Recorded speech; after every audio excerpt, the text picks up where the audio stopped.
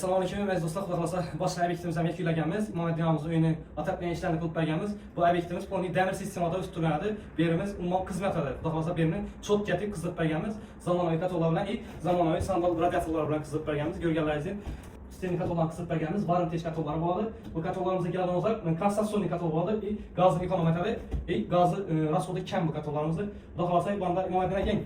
Muhammed'inə xudahlarsa ilə böyük çok kızdı. Cengiz Lok'la niçin özü hakkında bir tefsirlerini ben yalan.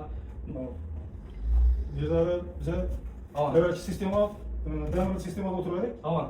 Katyolama İçinde demir sistemi oturuyordu. Ve mesela profilden otururken, demir turbadan otururken de hazır şu benim kızı yaxşı mesela. Yaxşı mesela. O kendi hazırlanan. Yani zaman öyle koyup verdik. Kulak yine benim kızı çalıcı yaxşı oldu. İlk efektten verdi. Radyatörlerimiz hiç şey yani sandalları. Radyatörler yaxşı, istibaresi yaxşı. Avunelere kalanında beraber tefsiye kalamam ben. Değiştiğim yüzden tefsiye kalamam.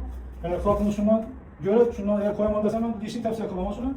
Zafer ustamızın işine ben gap tapmayayım. Şu hem ben esas akuratlı hem ben esas işleyen işi ben yine şöyle görüp tutmanın mesela iş cereyanında hem ben esas akuratlı işlerinde.